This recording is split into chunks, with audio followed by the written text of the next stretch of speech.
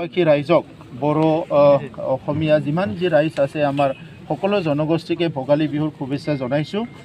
ভোগালী বিহু উৰুকা চবে ভালে ভালে যাওক সেইটোকে কামনা কৰিছোঁ। আৰু ইয়াৰ লগতে আমাৰ যিবিলাক কাম আমি হাতত লৈছোঁ 2021 চনত বহুতখিনি ষ্টাডি কৰিলোঁ, বহুতখিনি গম পালোঁ। এতিয়া আমি কাম কৰিবলৈ ওলাইছোঁ আৰু আজি ইয়াতে হেণ্ডলুমৰ এটা SOPDৰ দ্বাৰা এটা কনষ্ট্ৰাকশ্যন হ'বলৈ গৈ আছে। ওদালগুৰিত সেইটো অলৰেডি ইনাগুৰেশ্যন কৰা হ'ল। তো বহুত ঠাইত আমি হেণ্ডলুমৰ কাৰণে ট্ৰেইনিং চেণ্টাৰ আমি স্থাপন কৰিবলৈ গৈ আছোঁ আৰু এইবাৰ প্ৰায় 5,000 মহিলাক আমি ক্লাষ্টাৰত ইনভলভ কৰিব বিচাৰিছোঁ, যিসকলক নেকি আমি লুম দিয়া হ'ব আৰু ট্ৰেইনিং দিয়া হ'ব।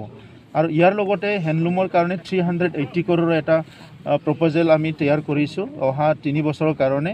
আৰু এই বছৰ আমি 80 লাখ কেচৰু প্লেণ্টেশ্যন কৰিবলৈ গৈ আছে, কাৰণ কেচৰুৰ পৰা যিটো আমাৰ আমি পাত পাওঁ সেই পাতটো তাতে ব্যৱহাৰ কৰিব লাগে খাদ্যৰ কাৰণে পকৰ। তো সেইবিলাক প্লেনিংবিলাক প্ৰপাৰলি কৰা হৈছে।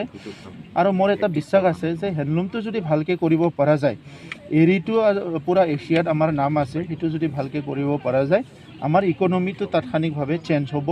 আৰু সেইটো আগৰ যিটো ট্ৰেডিশ্যনেল ৱেত কৰি আছিলে সেইটো অলপ কমাৰ্চিয়েল ৱেত কৰিবৰ কাৰণে আমি এডভান্স টেকন'লজিবিলাক আনিবলৈ চেষ্টা কৰি আছোঁ।